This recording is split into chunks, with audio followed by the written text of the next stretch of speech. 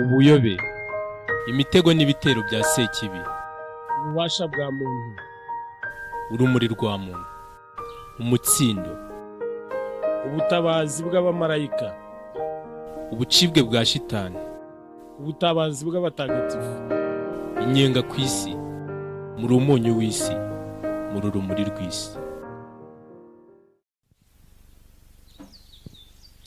bavandimwe, nkoramutima za Nyagasani Kristu Yezu akuzwe, twongeye kugaruka kugira ngo dukomeze tuganira tureba cyane cyane ibyo kuri uyu mubumbe wacu Imana yatugabiye.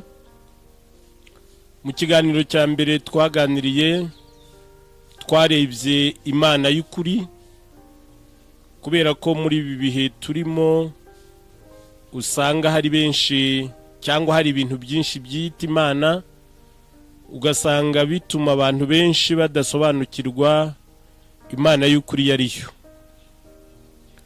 Twongera kuganira tureba umuntu, ikiremwa kidasanzwe, ikiremwa cyatoneshejwe, ikiremwa cyagabiwe ibiri ku isi byose kugira ngo kibitegeke, kuko umuntu ari we kiremwa cyungirije Imana mu butegetsi, mu cyubahiro ndetse no mu bubasha. Ibyo byose twarabiganiriye ubushize.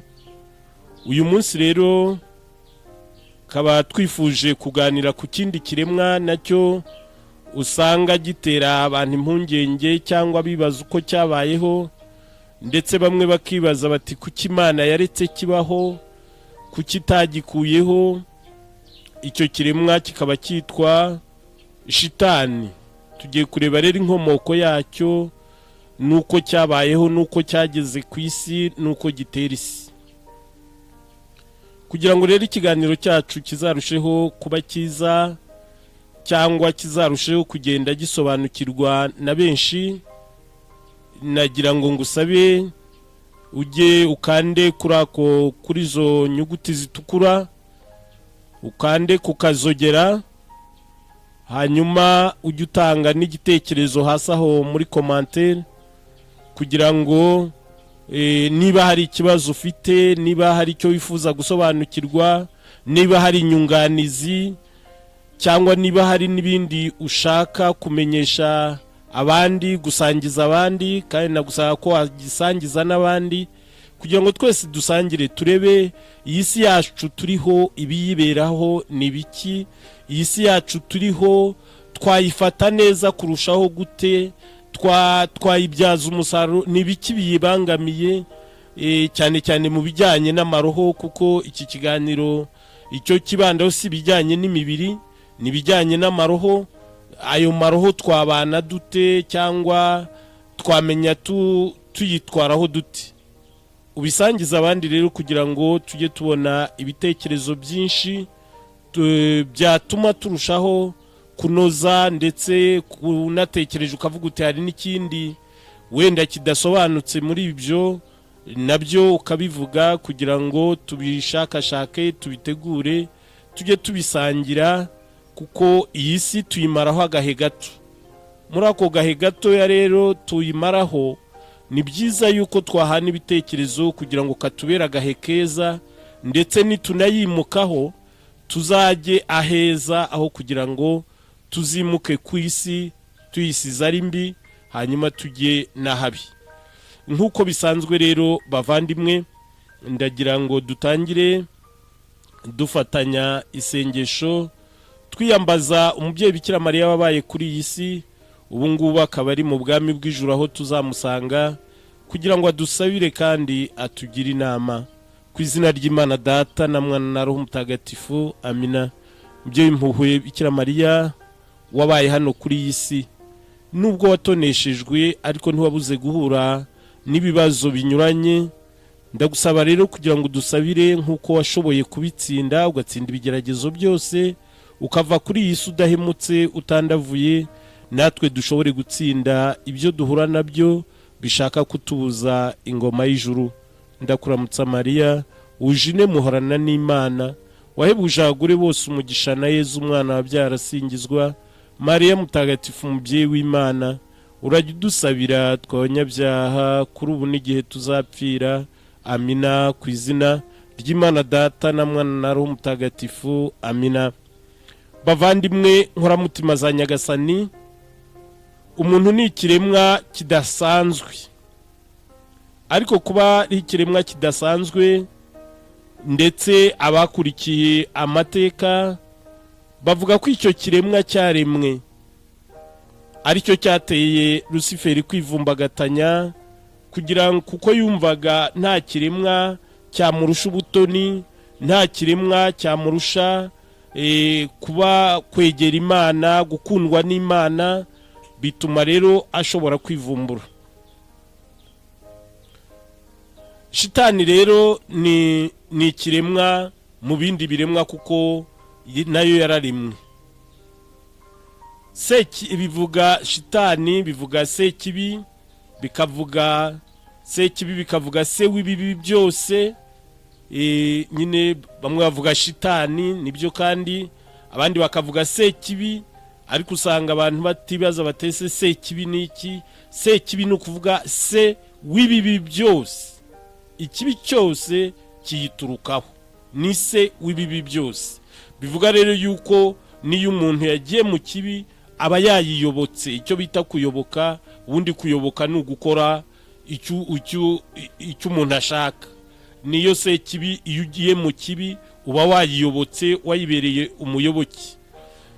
Hanyuma ikaba na se kinyoma. Se kinyoma nayo bivuga se w'ibinyoma byose, ku buryo nyine uri mu kinyoma nabwo uba wayiyobotse. Bavandimwe tujye tubimenya, kuko hari abantu bibwira ko kuyoboka shitani ari ukujya ikuzimu, ari ukujya kuraguza no guterekera gusa. Ibyo nabyo ni ukuyoboka wenda byo mu rwego rwo hejuru, ariko hari n'ubundi buyoboke tuyiha mu magambo, mu bikorwa. Iyo rero turimo twimika ikibi tukagishyira imbere, abashyiraho amategeko bagashyiraho amategeko mabi, aba mu ngo tugashyiraho amategeko mabi, mu miryango tugashyiraho amategeko mabi, ubwo nabwo ni uburyo bwo kuyiyoboka. Iyo twimika ikinyoma ugasanga muri we nta kuri kubamo, ikinyoma cyarakubase, nabwo uba wayiyobotse, kuko ni se w'ibinyoma byose. Reka rero turebe inkomoko yayo, kuko burya kugira ngo ari n'umuntu cyangwa ikintu kugira ngo ukimenye ureba inkomoko. Inkomoko niyo ikwereka ikintu icyo ari cyo. Inkomoko y'umuntu niyo ikwereka umuntu uwo ari we, niyo ikwereka imico ye n'imibereho ye, bigatuma umushima cyangwa umugaye. Na shitani rero sekibi, sekinyoma, ifite inkomoko. Amashitani rero akomoka ku bwirasi no kwikuza bya Lusiferi. Iryo jambo bwirasi no kwikuza uritekerezeho cyane, ndarigarukaho, kuko kwikuza n'ubwirasi ni umuco nyine wa Lusiferi. Nk'uko Imana yicisha bugufi, ariko shitani nayo ikimenyetso cyayo ni ukwikuza n'ubwirasi. Igihe wumva ubwikuze, ubwikunde n'ubwirasi bwakuzuyemo, burya umuco wayo uba watangiye kukugeramo. Uko kwikuza rero n'ubwirasi byamuteye kwigomeka ku Mana. Yumva nyine kubera yuko Lusiferi yari umumarayika, twaribonye utwara urumuri imbere y'Imana, akagira ijwi ryiza, yumva nta wundi waririmbira Imana ngo inogerwe, yumva nta wundi watwara urumuri imbere y'Imana ngo Imana yishime. Hanyuma arikuza nyine, yumva ko nawe yaba Imana, nawe we yahabwa icyubahiro nk'icy'Imana. Lusiferi rero amaze kwikuza, yumva yuko nyine mu ijuru nta wamusumba, amaze kumva ko ari igihangange mu ijuru, ubwo buhangange bwamuteye kumva yuko nawe yaba Imana, cyangwa se yareshya nayo, ko yareshya n'Imana agahabwa icyubahiro nk'icyayo. Nk'uko nyine y'ubwirasi iyo shitani yatugezemo, uba wumva nyine nawe nta wakuvugiramo, nta wagusumba, nta wakuruta. Amaze kwigomeka yanyuze mu mitwe 9 y'abamarayika, kuko abamarayika bagizwe n'imitwe 9. Hanyuma muri iyo mitwe 9 akagenda yigisha abwira abandi bamarayika yuko amategeko y'Imana akomeye batayashobora, yuko Imana igira igitugu, yuko Imana ibatwaza igitugu. Agenda abigisha atyo. Muri abo bamarayika rero habonetsemo abamuyoboka. Yashoboye kuyobokwa na 1/3 cy'abamarayika bo mu ijuru bavuye muri iyo mitwe inyuranye, muri iyo mitwe 9. Iyo mitwe 9 igizwe n'inzego 3. Imitwe ni 9 ariko igizwe n'inzego 3. Ariko tubanze twibukiranye ko yamanukanye 1/3, ubwo no kuvuga ngo mu ijuru hasigaye 2/3. Umutwe wa mbere rero, urwego rwa mbere rw'abamarayika mu ijuru rugizwe n'abaserafimu, abakerubimu n'abarindangoma. Wenda mu kiganiro gitaha tuzareba ibyo bashinzwe, imirimo yabo bakora. Urwego rwa kabiri rugizwe n'abadominasiyo, ni ukuvuga abanyabutegetsi, abanyabubasha n'ibihangange. Uru ni urwego narwo rukomeye cyane kuko rugizwe n'abadominasiyo, abanyabutegetsi, abanyabubasha n'ibihangange. Hakaba n'urwego rwa gatatu rugizwe n'ibikomangoma, abarikanjeri n'abamarayika basanzwe. Abamarayika basanzwe aribo baza kuturinda, aribo batumwaga ku isi, abazwi cyane ni nka Gaburiyeli, Rafayeli na Mikayire, nibo bazwi cyane. Lusiferi rero muri icyo 1/3 yamanukanye izi nzego zose zirimo uko ari 3. Izo nzego uko ari 3 ubushobozi zari zifite, imbaraga n'ubwenge mu ijuru ntabwo zabwambuwe, zarabimanukanye. Niyo mpamvu nyine zikora amahano ku isi. Kubwo bushobozi, ubwo buhangange zarabimanukanye, ntabwo Imana yigeze ibibambura, yarabaciye gusa. Aho wakwibaza utese ko Imana yari ibirukanye kubera iki itabambuye ubwo bushobozi yari yarabahaye.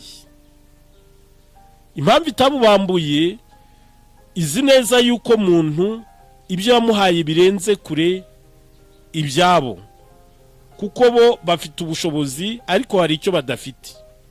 Ntabwo bafite ububasha. Ububasha ni ubwa muntu. Ntabwo rero Imana yari ifite impungenge, nta n'ubwoba yari ifite ivuga yuko nyine bazayobya umuntu, kuko yumvaga ububasha n'ubushobozi Imana yamuhaye shitani itamuhangara. Nicyo kitaye, kandi n'ubundi uhagaze neza mu gushaka kw'Imana ntabwo shitani yaguhangara. Lusiferi n'abamarayika bamuyobotse bigomeka, umuriro ntiwabagaho. Mu bitekerezo byabo cyangwa mu biganiro byabo, n'ubundi bumvaga kubera ko bigometse Imana izabirukana mu ijuru, kuko nta nubwo bigometse ngo ibirukane uwo munsi. Hashize igihe kinini barigometse, Imana itegereje ko bashobora kwisubiraho, ariko baranga baranangira. Muri uko rero kunangira, bo bari bafite igitekerezo cy'ubwenge buke. Navuga yuko nubwo nabo babanaga n'Imana batayimenye, kuko iyo bayimenya ntabwo bari kwigomeka kuriya. Ubwo bwenge buke bagize baribwiye bati imana koko izatwirukana kuko twarigometse, iradusaba kwisubiraho tukabyanga, amaherezo izatwirukana. Ariko imana yaremye imigabane myinshi, uvuga ngo nitwirukana izatwohereza ku mugabane umwe, tugende twigenge, dukora ibyo dushaka, tubeho uko dushaka, twitegeke, dushyireho amategeko yacu atunogeye. Babitekereza batyo, ariko bashobora kuba bataratekereje ku buhangange bw'Imana. Kuko babitekerezaga gutyo, Imana igihe kigeze cyo kubirukana yarategereje ko bisubiraho bakanga, ikanabahendahenda bakanga, nkuko natwe uyu munsi yirirwa iduhendahenda mu nyigisho zinyuranye hirya no hino, itubwira mwisubireho mwisubireho mwisubireho, tukabyanga, ntitumenye ko hari bidutegereje. Niko nabo bamarayika nabo batari bazi ko hari bibategereje bikomeye. Bagiye gushiduka rero igihe kigeze Imana yagennye, kuko burya Imana igira igihe cyayo, ntabwo ikoreshwa nuko byagenze gutya, ntikoreshwa nuko ibintu byahindutse gutya, kuko nta kiba yikanga. Imana ntiyikanga, ntabwo yikanga. Niyo mpamvu umuntu Imana ibituje, ni nabyo mpora mvuga kandi nzahora mbisubiramo, yuko ibyirirwa bisakuza hirya no hino bivuga ngo tuzakora ibi tuzagira gutya atari Imana. Ndabaha urugero rw'umuntu watanze igitekerezo, simwibuka neza, ariko yaravuze ati uzafata ingunguru ebyiri, imwe uyuzuze umucanga, indi irimo ubusa, noneho ufata ikintu cyaba igiti ryabibuye, ikintu mbese wakubitisha cyangwa umurishyo, ukubite kuri ya ngunguru irimo umucanga, ukubite no ku ngunguru irimo ubusa. Akabaza ati ingunguru izasakuza cyane ni iyihe? Iyo ukubise ku ngunguru irimo umucanga ntabwo ivuga, kuko nyine iba yuzuye. Nawe uzakubiteho uzabikore wumve, iyo ukubiseho ntabwo ivuga. Ariko iyo ukubise ku ngunguru irimo ubusa irasakuza, bikirangira ku buryo bishobora kurenga imisozi n'imisozi. Icyo bivuga rero nuko iyo wiyizeye wumva ntacyo wikanga, ntaki kwirirwa usakuza se byawe bimaze iki? Imana rero kuko ari umushobora byose, kuko igenga byose, kuko itegeka byose, yabisakuza se habaye iki? N'icyo gihe Rusiferi yagenda isakuza muri iyo mitwe, ntabwo Imana yavugaga, ntabwo Imana nayo yagiyemo ngo isakuze. Kuko Imana yari izi ikigomba gukora, icyo yababwiraga gusa yaravugaga ati mwakwisubiyeho, mwagarutse, baranga baranangira. Icyababayeho rero niki? Bagiye gushiduka, igihe Imana yagennye cyo kubirukana kigeze, bashiduka Imana yaremye umuriro kandi bawugezemo, kuko ntiwabagaho.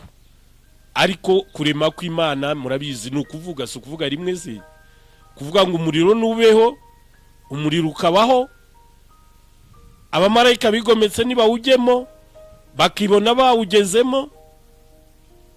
Icyo ni ikintu cyoroshye. Aho ndagira ngo mbonereho n'umwanya wo kubabwira imivugire y'amaroho, kuko amaroho ntavuga nk'uko tuvuga. Iyo avugana ubwayo, wenda iyo abwira abantu agerageza gukoresha imvugo z'abantu, ariko iyo avugana hagati yayo ntabwo avuga nk'uko tuvuga. Iyo roho ibwiye indi, ibwirwa yumva itegeko muri yo riyitegeka, kandi icyo riyitegeka idashobora kureka kugikora. Imana rero kurema kwayo ni ukuvuga, yaravuze ati umuriro nubeho, umuriro ubaho. Abamarayika bigometse nibawugemo bibona bari mu muriro. Bamaze kwibona mu muriro, urumva byarabacanganyukishije, kubera ko ibihano byakurikiyeho by'ububabare bwo mu muriro byarabariye, birabarenga, birabazahaza, batagishoboye kwisubiraho. Kuva rero birukanwa mu ijuru, igihano cya mbere bahawe ni uko icyiza cyahanaguritse mu bwenge bwabo. Bari beza mu ijuru, ari ibitangaza, bahise baba babi, ku buryo igihano gikomeye mu nyenga y'umuriro ni ukureba shitani, kuko ni ikintu gisa nabi cyane, kirenze no gusa nabi. Icyiza rero n'ubwiza byarahanaguritse, ku buryo Rusiferi n'izo ngabo ze zamuyobotse, n'icyiza wakibatera muri serumu ntabwo gishobora kubafata, nta cyiza bashobora gukora. Za mbaraga n'ubwenge n'ubushobozi bakoreshaga ibyiza, bahise babihindurira mu gukora ibibi. Ibibi mubona byuzuye isi nta handi bituruka, naho ngaho ni muri bwa bushobozi, muri bwa bwenge bwakoraga ibyiza, bwahindukiriye mu gukora ibibi. Ubwo rero bamaze kuribwa no kubabazwa n'umuriro, ububabare bumaze kubazahaza, bafashe icyemezo, bakora umugambi wo gutera isi. Baravuga bati tumerewe nabi, reka turebe ko twatera isi, wenda tukajya kuba ku isi, tukayifata, kugira ngo turebe ko twakoroherwa n'ububabare bw'inyenga. Uwo bahereyeho, uwo shitani zahereyeho ni umukurambere wacu Eva, ziraza ziramushuka. Turabibona mu gitabo cy'Intangiriro umutwe wa 3 kuva ku murongo wa mbere kugeza ku wa 19. Igitabo cy'Intangiriro umutwe wa 3 kuva ku murongo wa mbere kugeza ku wa 19. Turebe uburyo zamushutse.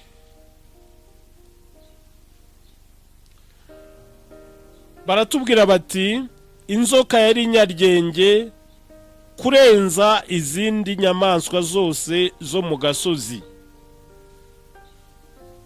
Uhoraho Imana yari yararemye. Shitani ngira ngo n'ubundi abantu bakunda kuyishushanya mu nzoka, kubera ko yaje nyine iza gushuka umukurambere wacu, yaje mu ishusho ry'inzoka. Ibaza umugore iti, koko Imana yaravuze ngo ntimukagire igiti cyo muri ubu busitani muryaho? Umugore arasubiza ati, imbuto z'ibiti byo mu busitani z'ubu busitani dushobora kuziryaho, naho ku mbuto z'igiti kiri hagati y'ubusitani Imana yaravuze iti, ntimuzaziryeho, ntimuzazikoreho, ejo mutazapfa. Inzoka ibwira umugore iti, gupfa ntimuzapfa, ahubwo Imana izi ko umunsi mwaziriyeho amaso yanyu azahumuka, maze mukamera nk'Imana, mukamenya icyiza n'ikibi. Murumva yuko icya mbere yaramushutse, imutera ubwoba, irangije cya gishuko cyayikuye mu ijuru nicyo nawe imushukishije, imushyizemo inyota yo kumva ko nawe yaba nk'Imana, kuko nayo icyayirukanye mu ijuru ariko yashaka kuba nk'Imana. Uwo mugambi yawucuze izi yuko icyo cyifuzo nikimugeramo nawe azacibwa, kuko yari ibizi ko icyaha, kandi n'ubu niko bimeze, icyaha gitangirira mu mutima. umugore arareba asanga cya giti kiryoshye kinogeye amaso kandi cyashobora gutanga ubwenge. Asoroma imbuto zacyo aryaho, ahaho n'umugabo we bari kumwe, nawe ararya. Nuko amaso yabo bombi arahumuka, bamenya ko bambaye ubusa.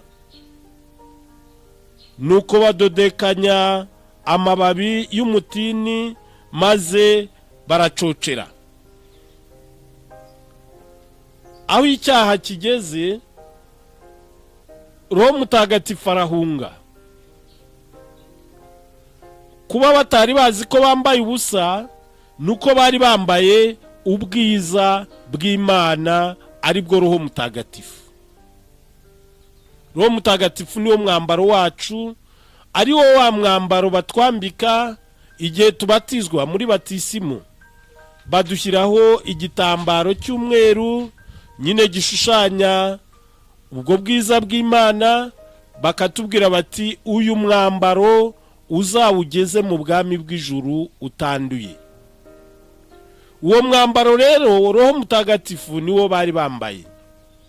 Icyaha kimaze kubageramo, Rusiferi maze kubashuka, Rusiferi amaze kubashuka n'ingabo ze, bahise bibona bambaye ubusa, kuko Roho Mutagatifu yaragize ate, yaragiye.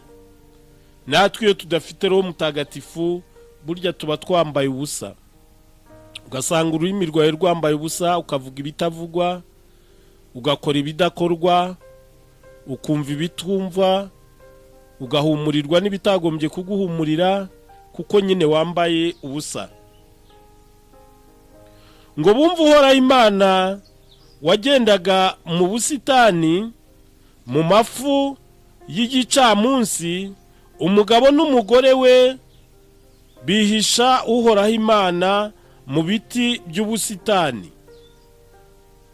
Uhoraho Imana arabahamagara, ahamagara muntu aramubaza ati urihe? Undi arasubiza ati numvise ijwi ryawe mu busitani, ngira ubwoba kuko nambaye ubusa ndihisha. Uhoraho Imana ati ninde waguhishuriye ko wambaye ubusa? Aho ntiwariye kuri cya giti nari nakubujije kuryaho?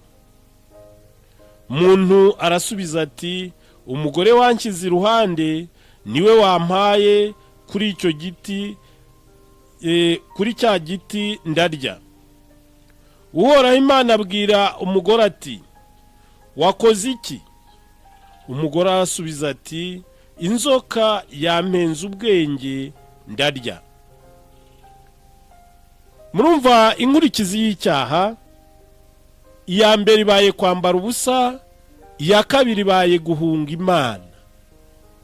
Bumvaga Imana bakishima. Ubwo turagenda tunaboneraho natwe twireba. Wireba utese jewe ndacyambaye Roho Mutagatifu, cyangwa kubera ibyaha byanzambije Roho Mutagatifu yaragiye? Wongere wirebe, ese sinahunze Imana? Kuko icyaha kidutandukanya n'Imana, gituma duhunga Imana. Imana yari nziza, gituma twumva ko ari mbi, kigatuma twumva ko ari umugome. Ugasanga Imana turayituka, duhora tuvuga Mana wampoye iki? Mana kuki ibingibi ari gihe bibaho? Mana wandemeye iki? Mana kuki washatse ko mbaho? Wandemye kugira ngo mmere ntya, wandemye kugira ngo bigende bite?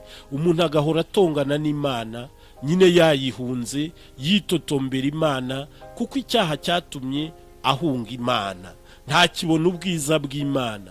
Icyaha kitubuza kubona ubwiza bw'Imana, ahubwo tugatangira kubona ububi bwayo. Ibibi byose bitubayeho tukabyitirira Imana, ntitumenye yuko hari umwanzi urimo ubidukorera, ahubwo tukabigereka ku Mana. Iyo twahunze Imana, ibibi byose tubigereka ku Mana.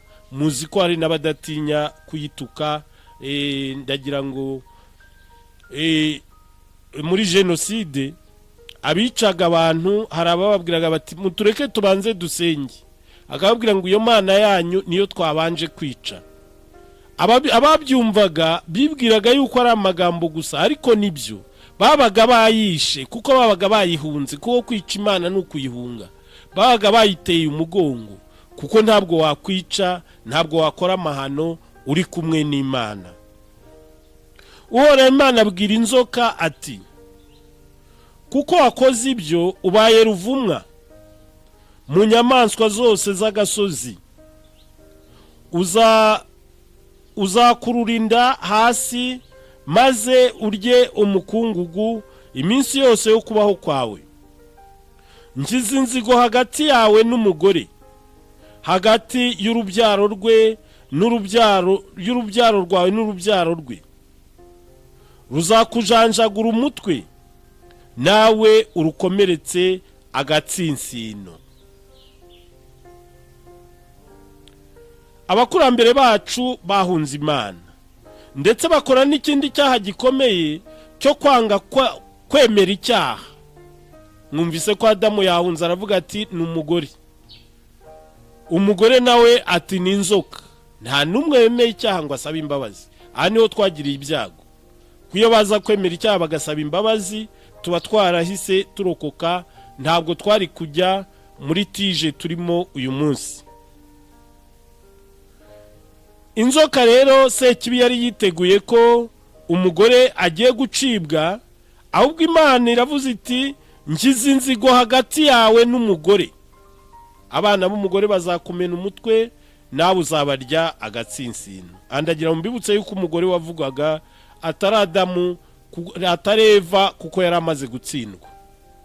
Eva yari amaze gutsindwa, ahubwo Imana yaduciraga amarenga, yabaciraga amarenga kwizazana undi mugore, abamwemeye, abamukunda, abana be bakazaba aribo bakandagira umutwe wa Sekibi. Umugore wavugwaga rero ni uwabyaye umucunguzi, Yezu Kristo. Bikira Mariya wabyaye Yezu Kristo. Imana ibwira umugore iti, nzongera imibabaro yawe igihe utwite, maze uzabyare ubabara. Uzahora wifuza umugabo nawe agutegeke.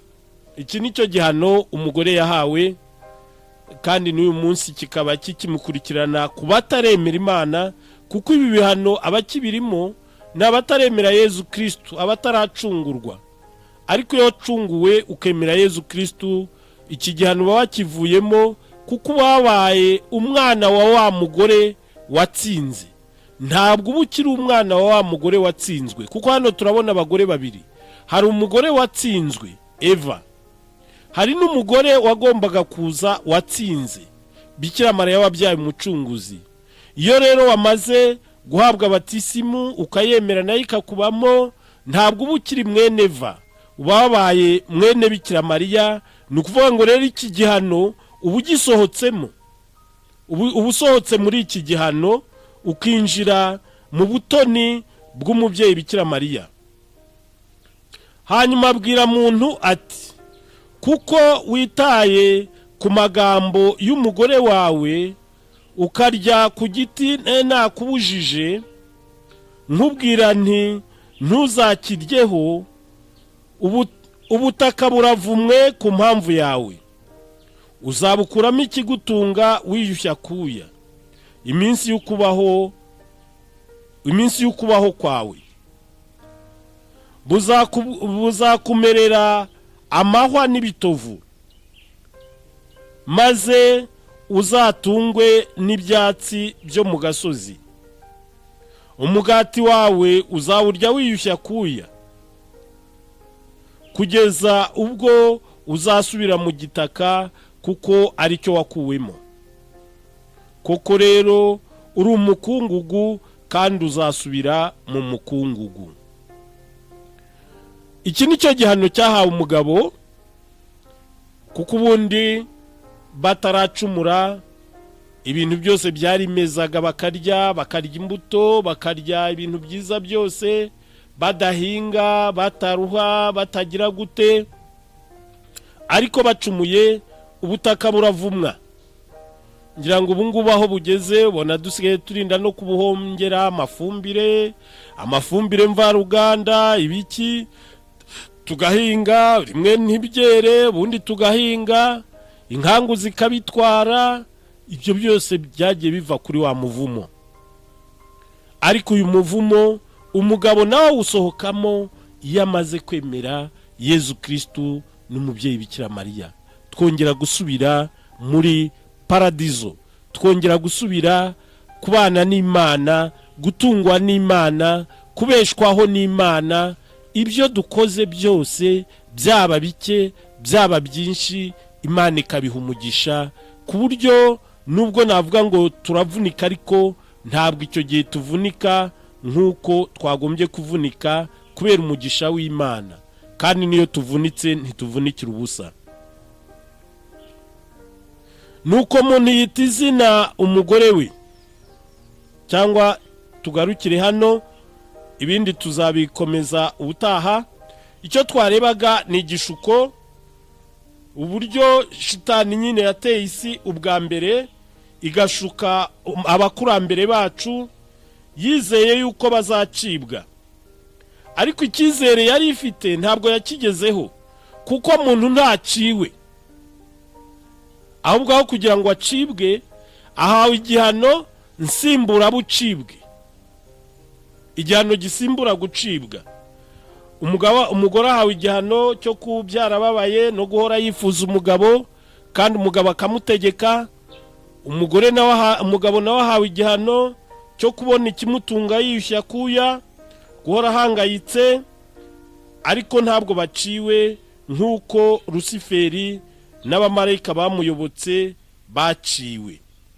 Shitani rero igize ikibazo ndetse gikomeye, kuko yongeye kubona ubutoneshwe bwa muntu, yongeye kubona yuko itareshya na muntu, yongeye kubona ko guhangara muntu ari ikibazo gikomeye, kuko yongeye no guhabwa ikindi gihano.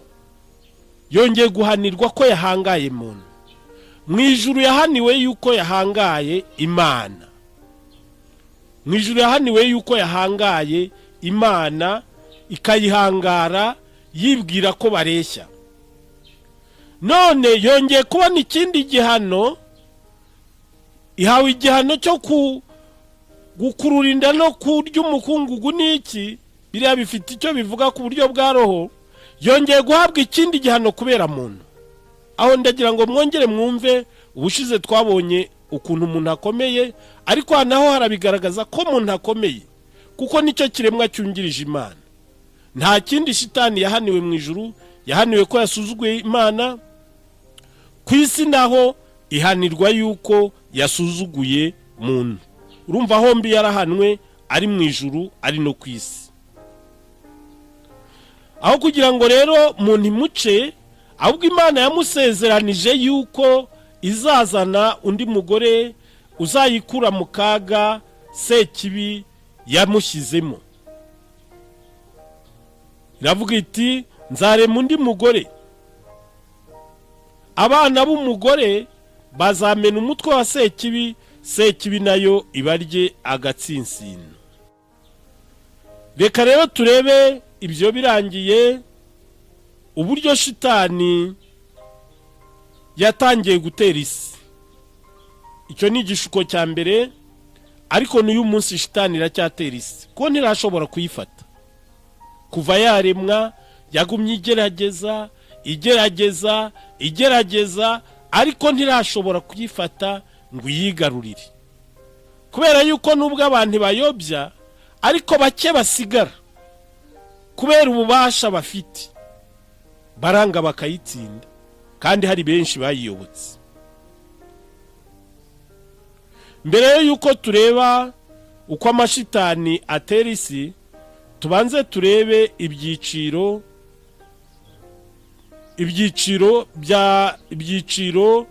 arimo. Ibyiciro arimo mu muriro. Amashitani yo mu muriro nayo ari mu byiciro. Turebe ibyiciro byayo, kuko n'iyo atera isi akoresha ibyo byiciro. Icyiciro cya mbere kigizwe n'amashitani yavuye mu ijuru, yari abamarayika aracibwa, ni ukuvuga abamarayika baciwe, kuko n'ubundi baracyari abamarayika nubwo baciwe, ariko ni abamarayika. Ni nayo mpamvu nyine hamwe muzajya mubona biyerekana nk'abamarayika babonekera abantu, abandi hari n'abavuga ngo ni abamarayika bera bo mu nyanja, wenda nabyo tuzabibona kuko hari n'ababasenga kuri iyi si, nk'abo bita abarungi bavuga ko basenga abamarayika bera, ariko ntabwo ari abamarayika bo mu ijuru, kuko nta mumarayika usengwa wo mu ijuru, ahubwo nabo bamarayika baciwe. Wenda igihe cyabyo nikigera nabyo tuzabigeraho tubibone. Icyiciro cya mbere rero kiri mu nyenga y'umuriro nabo bamarayika baciwe. Kubera ko bakiri abamarayika, nyine iyo bateye isi bashobora kwiyerekana nk'abamarayika beza, bashobora no kuvuga amagambo meza y'Imana. Twibuke yuko bazi Imana kuturusha. Bashobora kuvuga amagambo meza y'Imana, ariko nyine kubera ko babaye amashitani, iyo uzi gushishoza urabibona, kuko usanga imikorere yabo Imana itayikoresha. Icyiciro cya kabiri kigizwe n'abantu bakoreye Imana. Icyiciro cya kabiri kigizwe n'abantu bakoreye shitani, ntabwo ari abakoreye Imana, bakoreye shitani bakiri hano ku isi. Hari abantu ku isi bakorera shitani ku mugaragaro, kuko hari abitereka bakoresha, ariko hari n'abayikorera nyirizina. Wenda natanga ingero: abarozi, abapfumu, abicanyi, n'abandi bakora bayikorera mu rwego rwo hejuru, koko ukabona barayiyeguriye, bumva iby'Imana ntacyo bibabwiye na gatoya, no kubabwira Imana bakaba baguseka cyangwa bakakubona nk'igicucu. Abo bantu rero bari mu cyiciro cya kabiri mu nyenga y'umuriro. Icyiciro cya gatatu kigizwe n'abantu bakoreye Imana, kigizwe n'abantu batakoreye Imana ntibakorere na shitani, nabo ngira ngo babaho. Hari abantu kuri iyi si badakorera Imana ntibakorere na shitani, ugasanga byose ntacyo bibabwiye.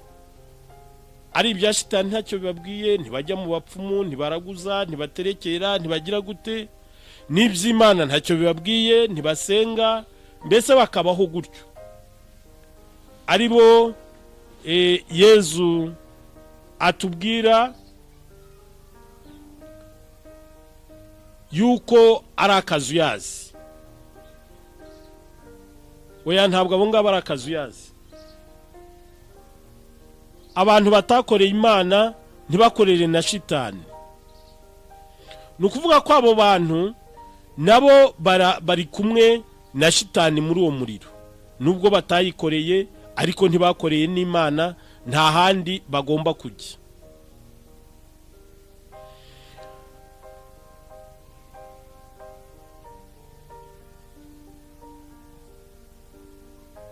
Reka turebe icyo Yezu atubwira kuri abo bantu ku mugani w'umukungu na Lazaro.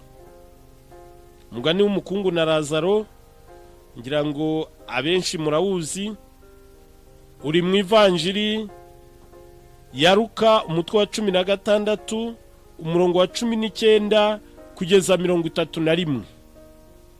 Aratubwira ngo habayeho umugabo w'umukungu wambaraga imyenda y'imihemba, akarya by'agahebuzo, akabaho mu rwego rwo hejuru.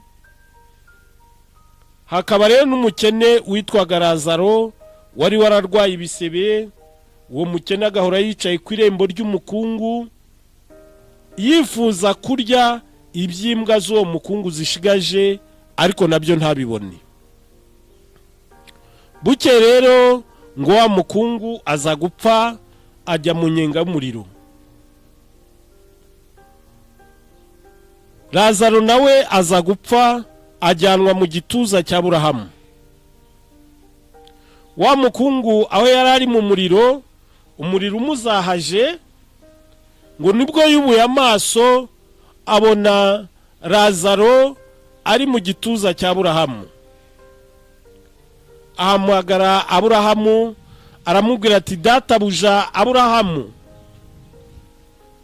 ndagusabye ohereza Lazaro aze akoze urutoki mu mazi antonyangirize ku rurimi kuko ndimo ndashya. Aho hantu hatekereza umuntu w'umugabo waryaga by'agatangaza, akarya ibyo ashaka, akanywa ibyo ashaka, akanywa amayoga ashaka, mbese icyo ashatse akakibona, ahagera aho yifuza, igitonyanga cy'amazi, atari n'ikirahure byibura, igitonyanga, yumva ikirahure kitamukwiye. Wibaze igitonyanga, wumve ahantu yari ageze n'uburyo yari amerewe. Nibwo rero Aburahamu yamushubije ati, mwana wanjye, wagize ibyiza ku isi, waranezerewe, warariye, waranyoye, waridagaduye, wahawe ibyubahiro, wakomewe mu mashyi, wagize gute, ariko kubera ko wibagiwe icy'ingenzi, igihe cyawe cyo kubabara kirageze, ihangane. Lazaro nawe ku isi yarababaye bihagije, nawe igihe cye cyo kwishima kirageze. Amubwira ati, databuja Aburahamu, byibura ohereza umwe,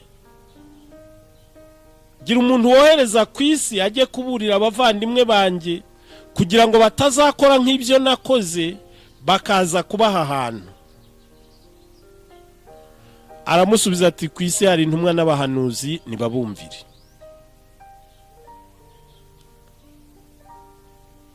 Uyu mugani nanjye nawusomaga nk'umugani, ariko igihe cyarageze numva ko atari umugani, kuko umunsi umwe hari umwana wigaga ahitwa i Karembo mu kigo cya segonderi gihari, ndumva kigihari. Sekibi zaje kumufatirayo. Ni ubuhamya burebure sinabuvuga, ariko icyo gihe tuzirukana kuko zari zaramumazemo amaraso. Twazibajije umurimo zikora mu nyenga, ziradusubiza ngo zishinzwe kuvoma amaraso mu bantu ziyashyira bikuzimu. Tukazibaza ngo abikuzimu bakora iki? Ngo barimo barashya, ngo barimo barashya, abikuzimu barimo barashya. Aho niho numviye ko ibi by'umugani w'umukungu na Lazaro atari umugani, ahubwo ari ibintu n'uyu munsi biriho.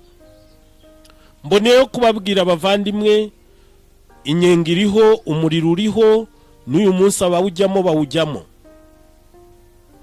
Twitonde tutazaba nk'uyu mukungu. Uyu mukungu murabona nta kibi, ntaho byanditse ko hari ikibi yakoreye Lazaro, ahubwo ntiyigeze abona Lazaro. Yamunyuragamo ho, niba yarabaga ari muri V8, niba ari he simbizi, bakamukingurira urupangu akinjira, akagenda akarya akanywa, bakongera bakamukingurira urupangu agasohoka. Ntaho bigaragara ko yigeze abona Lazaro. Kuba rero atararebaga tese uyu muntu uhora yicaye ku irembo ryanjye ni muntu ki? Icyo nicyo kibazo. Ese twebwe abakene duturanye, abakene duhura, turababona? Aho nitubacaho nk'uwo mukungu. Uwo mukungu rero yari yibagiwe icy'ingenzi, ngo hari umugore umwe wagendaga ahantu mu butayu ahetse umwana, aza kugera ahantu hari urutare, abona rurakinguye, arungurutsemo abonamwe amabuye y'agaciro anyuranye. Arinjira, atangira kuyora kuri ya mabuye, azana amena hanze. Agiye kumva yumva ijwi riramubwiye ngo, atarumva ijwi, uko yagendaga yora yageze akumva kuyora ahetse umwana biramubangamiye. Umwana aramujishura amutereka muri rwa rutare. Agiye kumva ijwi riramubwiye ngo rero hasigaye iminota 5 ariko ntibibagirwe icy'ingenzi. Akavuga ati icy'ingenzi ubanza ari diyama, akajya kuri diyama akayora. Hasigaye iminota 3 ariko ntibibagirwe icy'ingenzi. Ati icy'ingenzi ubanza ari zahabu, akajya kuri zahabu akayora. Hasigaye iminota 2 ariko ntibibagirwe icy'ingenzi. Ati icy'ingenzi ubanza ari koruta, akajya kuri koruta akayora. Hasigaye umunota 1 ariko ntibibagirwe icy'ingenzi. Ubwo akareba ibindi ayoraho. Wa munota 1 bya minota irangiye, ubwo yarageze hanze urutare rurifunga. Rumaze kwifunga yahise yibuka ko umwana yamuteretse mu rutare. Ajya muri ya mabuye arayasanze. Umwana wanjye we, umwana wanjye we, umwana wanjye we. Ajya ku rutare araruharamba, arurya inzara, umwana wanjye, umwana wanjye, umwana wanjye. Arahahamuka, ariruka ku gasozi, umwana wanjye, umwana wanjye. Amabuye ntiyayatwaye, n'umwana aramubuze. Kubera yuko yibagiwe icy'ingenzi. Muvandimwe, nteze amatwi, mu mikorere yawe wibuka ko icy'ingenzi ari roho kurusha umubiri. Kuko umubiri ejo cyangwa ejo bundi uzawuvamo, nanjye nzawuvamo, bajye kuwujugunya ubore. Ariko roho izahoraho. Izahoraho mu byishimo niba warayiteguriye ibyiza, cyangwa izahoraho mu mubabaro niba waribagiwe icy'ingenzi. Kwishinga kurya neza, kwambara neza, amaraho yose ukumva ni meza, ariko ukibagirwa icy'ingenzi. Icyiciro rero cya 4 aricyo cya nyuma, kigizwe n'abantu bakoreye Imana ariko ntibuzuze ugushaka kwayo. Ugasanga urasenga ariko ntibikubuze gukora ibibi. Ugasanga urasenga ariko ntibikubuze kugira nabi. Tukibagirwa ko icyo Imana ireba atari amasengesho meza tuvuga, atari amasakaramentu duhabwa, ahubwo ari ibikorwa dukora. Tugahabwa amasakaramentu yose ariko ugasanga urakora ibikorwa birenze iby'abatarabatijwe, cyangwa nk'iby'abatarabatijwe, cyangwa nk'iby'abatazi Imana. Abo rero nabo bari mu nyenga y'umuriro, kuko ntibakoze ugushaka kw'Imana. Ari bo Yezu yita akazuyazi. Murabireba mu Byahishuwe umutwe wa 3 umurongo wa 14 kugeza 16. Yezu aravuga ngo shyuha cyangwa ukonje, kuko niba uri akazuyazi ngiye kukuruka uve mu buzima bwanjye. Abantu b'akazuyazi rero badashyushye ntibanakonje, badakora iby'Imana uko bikwiye, cyangwa ngo bakora ibya shitani uko bikwiye, ngo birundurire mu Mana cyangwa bindurundure muri shitani, ugasanga ari akazuyazi. Abo nabo babana nazo mu nyenga y'umuriro.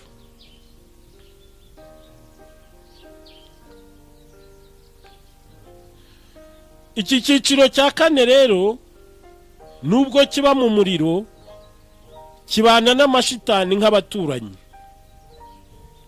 kuko amashitani ntacyo ashobora kugikoresha. Icyo kibuza ni kimwe, ni ukukibuza gusenga. Iyo cyagize inyota yo gusenga, inyota y'Imana, amashitani akagicecekesha, akakibwira ko ibyo bitaba mu muriro. Mu gutera isi, shitani zibanza gukora inama, ntabwo zipfa gutera gusa, zikora inama. wakwibaza utese isi ziyitera zishaka iki? Isi ziyitera, hari igihe abantu bibwira yuko wenda kuyiteza ibyago ari cyo kiba kigamijwe ahanini, ariko ziyitera zishaka kuyigarurira, zishaka kuyihindura nk'inyenga, zishaka kuyikoreraho ibikorwa byazo. Zirabanza rero zigakorana inama na bya byiciro bitatu: cya cyiciro cyavuye mu ijuru cy'abamarayika, icyiciro cy'abakoreye shitani, n'icyiciro cy'abatarakoreye Imana ntibakorere na shitani. Ibyo byiciro uko ari bitatu nibyo bikorana inama yo gutera isi. Birabanza bigakora urutonde rw'abantu bikeneye ku isi. Byamara kubona urutonde rw'abo bikeneye, urwo rutonde ziba zireba abafite ingabire. Burya zihiga cyane abafite ingabire zikomeye. Kwa abafite ingabire zikomeye nibo bazifasha gufata isi. Ko niba ufite nk'ingabire yo kwigisha, iyo zigufashe zikagukoresha mu kwigisha ibibi, urumva ko bigira ku bantu benshi ku buryo bworoshye kubera ya ngabire. Ko shitani icyo ngira mbabwire mutazi, ntabwo irema ingabire, ahubwo ifata abafite ingabire kugira ngo izikoreshe. Ba bantu rero, ba bandi bahoze ari abantu, ari abakoreye shitani bari hano ku isi, ari abatarakoreye Imana ntibakoreye na shitani, nibo bagenda babwira za shitani zari abamarayika bati, uyu muntu umeze gutya na gutya twamukura muri uyu muryango, mu muryango wo kwa kanaka, umeze gutya twamukura mu muryango wo kwa kanaka, umeze gutya twamukura mu muryango wo kwa kanaka. Bakagenda bareba iyo miryango. Ya miryango bamara kuyibona nibwo batangira kugaba ibitero. Iyo bagaba ibitero bashyira imbere ba bandi bari abantu hano ku isi, bari abantu.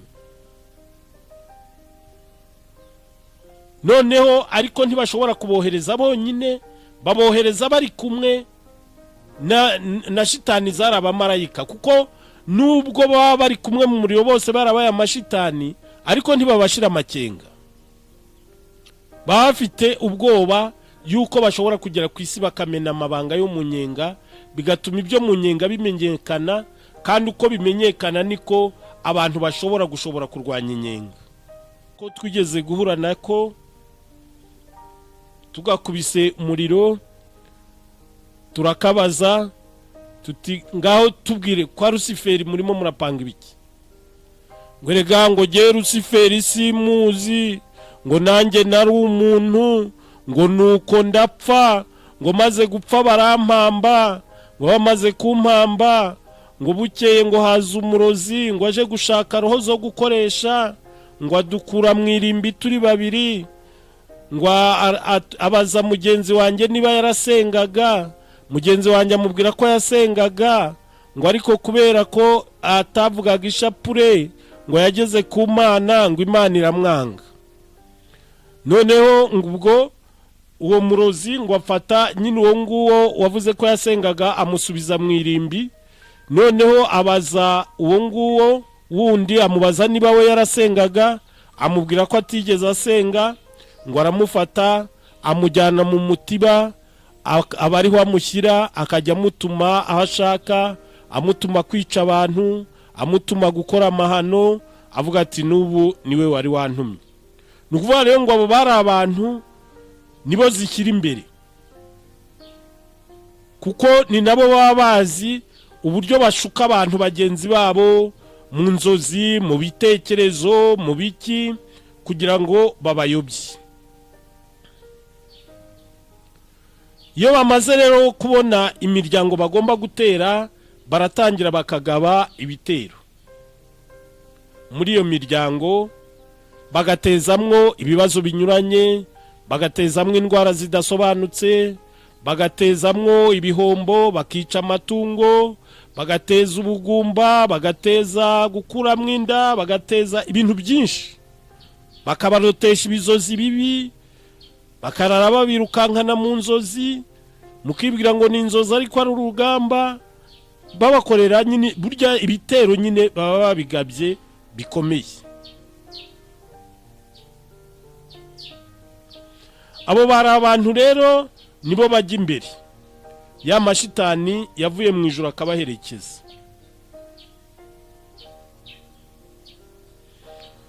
Uko shitani zavuye mu ijuru zakomeje ubushobozi zari zifite, ni nako abapfuye bakajya mu muriro baguma gukora ibikorwa bibi bakoraga ku isi. Abari abarozi barakomeza bakaba abarozi, bakajya baza gutoza abo ku isi kuroga. Abari abapfumu barakomeza bakaba abapfumu, bakajya baza gutoza abo ku isi gupfumagura. Abari abajura bakaza gutoza abo ku isi ubujura. Mbese imirimo bakoraga ku isi niyo bakomeza gukora mu nyenga. Ari naho havaga yuko abanyarwanda baterekeraga, naba babaga babateye bakabaterekera bagira ngo barebe yuko babaha amahoro, kuko nta muntu mwiza, nitubigeraho ibijyanye no guterekerwa muzabibona, nta muntu mwiza uterekerwa, haterekerwa aba bapfuye ari babi. Ibyo bitero byose biba bigamije kwanduza abo ku isi ingeso mbi no kubatoza kamere shitani. Ibyo bitero icyo biba bigamije ni ukwanduza abo ku isi ingeso mbi no kubatoza kamere shitani, kuko hari ingeso mbi, hari na kamere shitani, ari nayo bamwe bajya bibeshya bakayita kamere muntu. Bakayita kamere muntu, kandi ari kamere shitani yagiye itwanduza, kugeza ubwo noneho ya kamere dukora amahano yo kuyita kamere muntu. Kandi umuntu yararimwe mu ishusho ry'Imana, atagombye kugira iyo kamere mbi twitirira muntu. Muri ibyo bitero kandi ziba zigamije no kwica abo zishaka kujya gukoresha mu nyenga, kuko hari abo zica zikajya kubakoresha mu nyenga.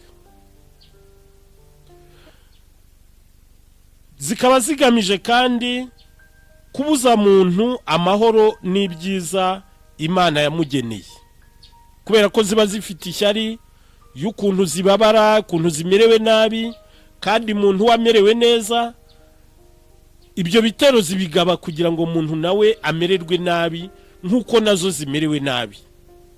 Zikamuteza ibibazo binyuranye, zikamuteza agahinda. Hari abo ziteza kwiyahura, hari abo ziteza kubura amahoro, kumva wabuze amahoro, hari abo ziteza kwigunga, hari abo ziteza byinshi, n'ibintu byinshi cyane zigenda zibateza.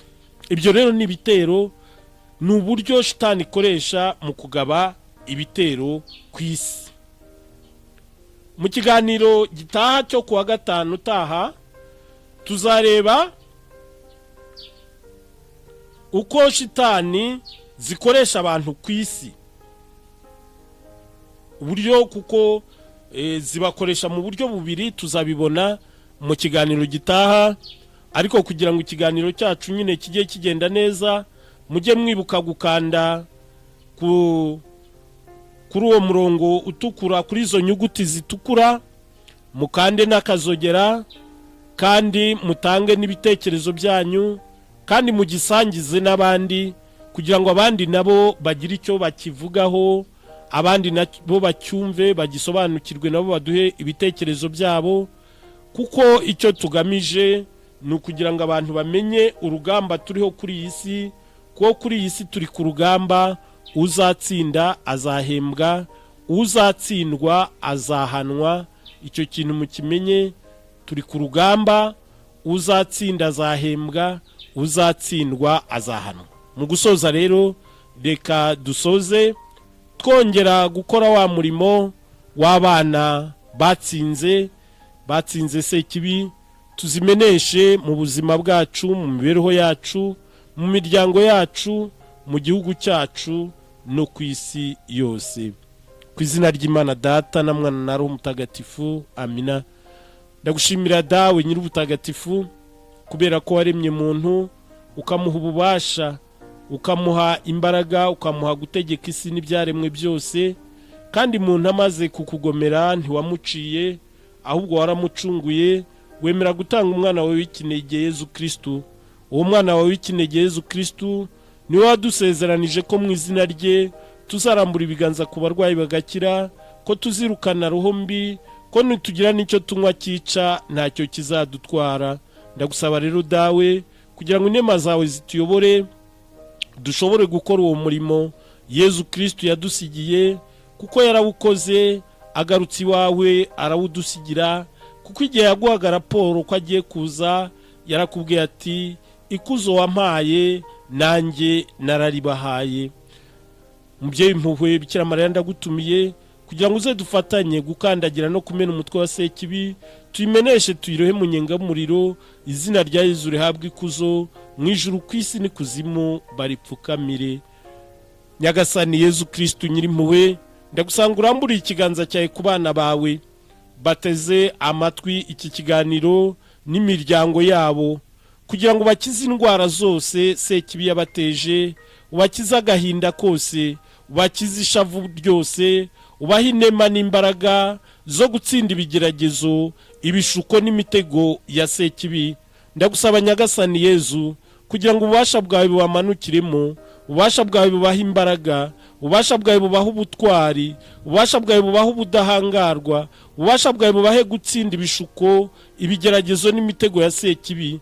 Ndakwinginga Nyagasani Yezu ngo bakize indwara barwaye zidasobanutse, abararaga biruka mu nzozi ubaha imbaraga zo gutsinda, abatasinziraga ubahe gusinzira, ababuze amahoro yabahe, ababuze ibyishimo bibahe, imiryango yari yarabuze amahoro yiha amahoro. Uri umwami w'amahoro, uri umugenga n'umutegetsi w'isi n'ijuru. Vuga ijambo rimwe gusa Nyagasani, abana bawe bose barakira. Ndagusanga ububasha bwawe butumanukireho, kugira ngo mu izina ryawe twirukane sekibi, tuzimeneshe tuzirewe mu nyengamuriro, izina ryawe rihabwe ikuzo mu ijuru ku isi n'ikuzimu baripfukamire. Sekibi mu izina rya Yezu Kristo ndagutegetse uve muri abo bana b'Imana ujye mu nyengamuriro. Mu izina rya Yezu Kristo ndagutegetse bavemo ujye mu nyengamuriro. Mu izina rya Yezu Kristo ndagutegetse bavemo ujye mu nyengamuriro. Ibitero byawe byose ndabishenye mu izina rya Yezu Kristo. Ingabo zawe zose ndazirimbuye mu izina rya Yezu Kristo. Intwaro zawe zose ndazitwitse mu izina rya Yezu Kristo. Indwara wabatezaga ndazirukanye mu izina rya Yezu Kristo. Ubumuga wabatezaga ndabwirukanye mu izina rya Yezu Kristo. Agahinda wabatezaga ndakirukanye mu izina rya Yezu Kristo. Ububasha bwawe bwababuzaga gusinzira ndaburimbuye mu izina rya Yezu Kristo. Ububasha bwawe bwakuragamo inda z'abagore ndaburimbuye mu izina rya Yezu Kristo. Ububasha bwawe bwatezaga kugumirwa ndaburimbuye mu izina rya Yezu Kristo. Ububasha bwawe bwatezaga kugumirwa ndaburimbuye mu izina rya Yezu Kristo. Ububasha bwawe bwabuzaga umutekano mu ngo ndaburimbuye mu izina rya Yezu Kristo.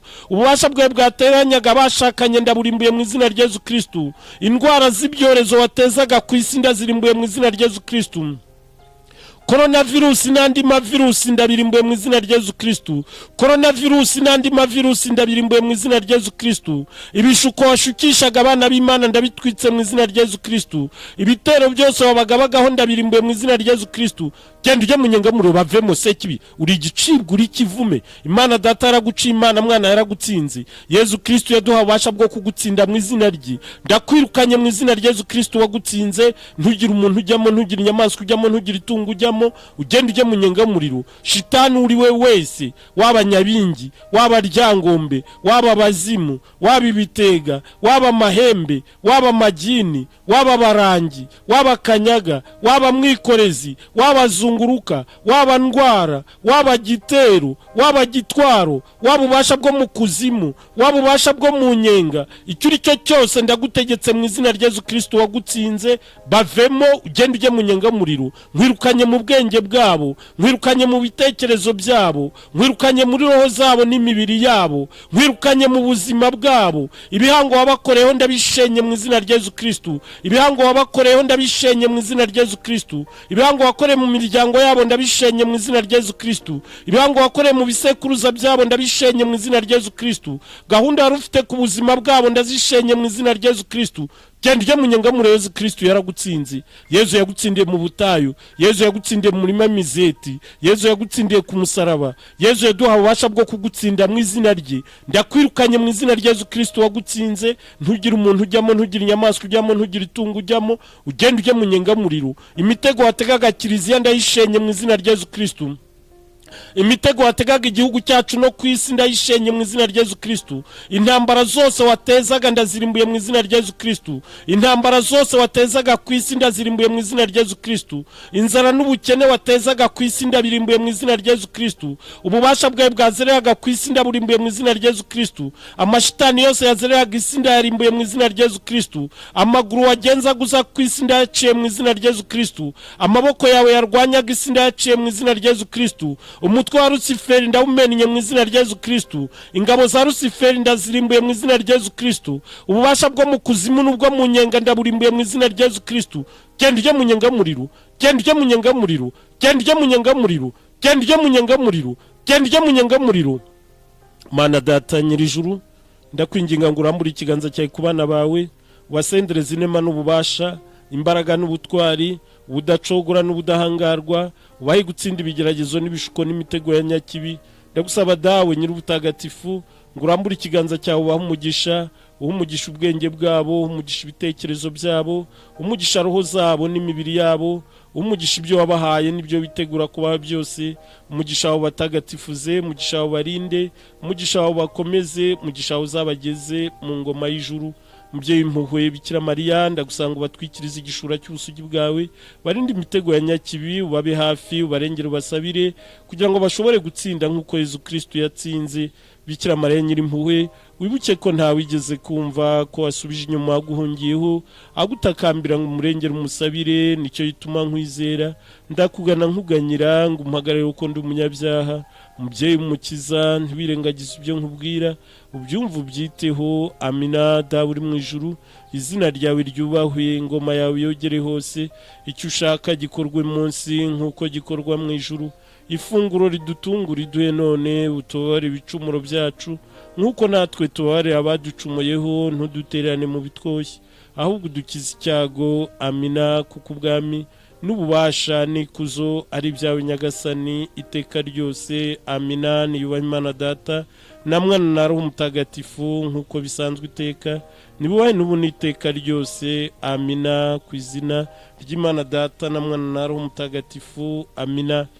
Bavandimwe rero nkoramutima za Nyagasani, ndabashimira ko mukomeza gukurikira ibiganiro byacu, ariko mbasaba ko mwakomeza gukanda kuri iyo mirongo itukura, ako karongo gatukura, kugira ngo mukande n'inzogera, mutange ibitekerezo kugira ngo turusheho kunoza ikiganiro cyacu, cyangwa se n'ibibazo mukaba mwabyandika hasi aho ngaho, kugira ngo tubibone tuzashobore kubisubiza. Mukomeze mubane na Nyagasani. Imana ibahe umugisha. Murakoze.